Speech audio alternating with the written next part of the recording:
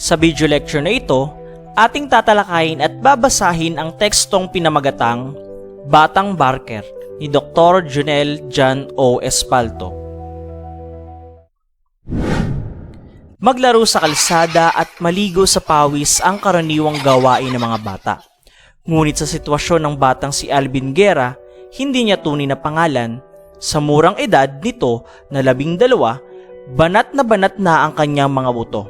Hindi dahil sa paglalaro, kundi dahil sa kanyang pagtatrabaho. Ayon sa National Statistics Office or NSO, mula 5 hanggang 9 na taong gulang ay nag-aaral pa ang mga bata, mga 70 bahagdan. Subalit, habang tumatagal ay nababawasan na ang kanilang bilang. Pagdating ng edad 15 ay 50 bahagdan na lamang ang nasa school. Iba't ibang trabaho na ang kanilang pinapasok para matulungan ang mga magulang.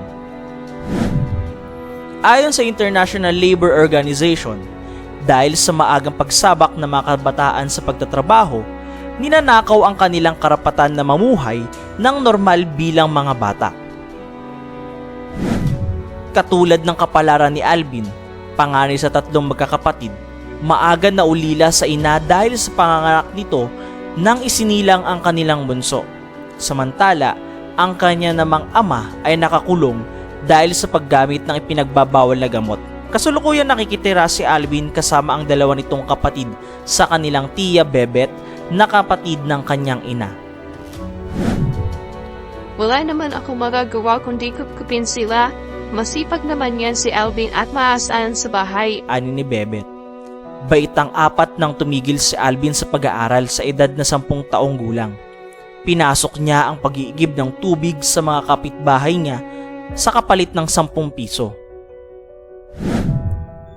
Ayaw man ni Aling Bebet na magtrabaho si Alvin, ngunit wala naman siyang magagawa dahil may 2 kapatid siyang kailangang mag-aral at hindi naman kaya ng kanyang tiyahin na tustusan ng pangbaon ng mga kapatid niya dahil may mga anak pa ang kanyang tiyahin na kailangang asikasuhin. Kaya pinili na lang rin ni Alvin na magtrabaho. Kasalukuyang barker ngayon ang batang si Alvin. Masaya na ito sa tuwing kumikita siya ng 100 piso sa isang araw na sapat na para sa pambaon ng kanyang 2 kapatid. Si Miss Bella Carpena, isang CPA, Certified Public Accountant, sa tuwing magpaparada siya ng kanyang kotse sa may palengke ng barangay market area, madalas niyang matsyempuhan si Alvin. Kilala ko na yan si Alvin at alam ko na rin ang sitwasyon niya. Kaya nga sa tuwing maabutan ko siya na magtatrabaho, hindi ako nanghihinayang bigyan siya ng malaking pera. Ani ni Miss Bella.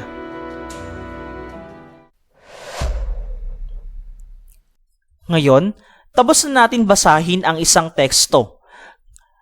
Sa pagkakataong ito, sagutin natin ang mga sumusunod na tanong. Una, bakit sa murang edad ang batang si Alvin ay banat na banat ang buto? A. Dahil sa pagtatrabaho bilang driver.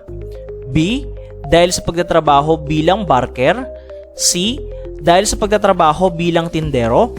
O D. Dahil sa pagtatrabaho bilang magbabalot.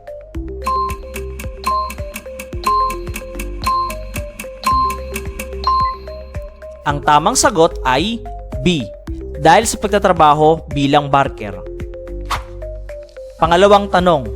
Ayon sa National Statistics Office, ilang bahagdan ang nag-aaral na bata sa paaral mula 5 hanggang 9 na taong gulang?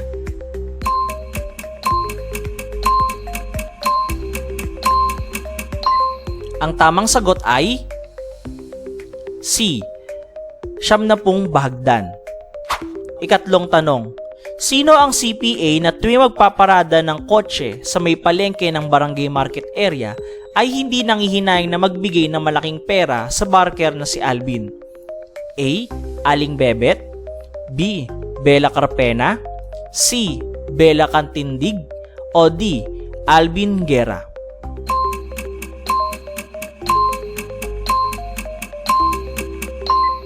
Ang tamang sagot ay B. Bella Carpena.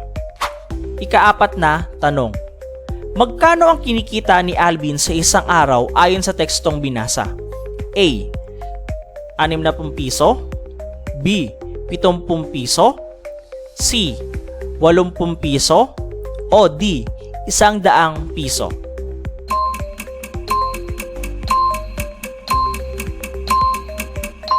Ang tamang sagot ay D.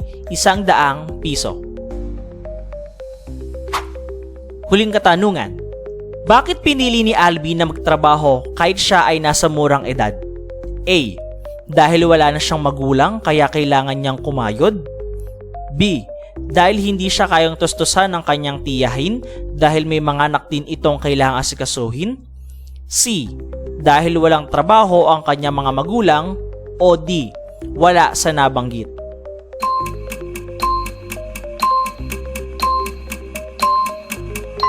Ang tamang sagot ay B. Dahil hindi siya kayang tustusan ng kanyang tiyahin dahil may mga anak din itong kailangang asikasuhin. Maraming salamat sa pananood. Sanggunian, iCare Module, Learning Reading Materials 2022.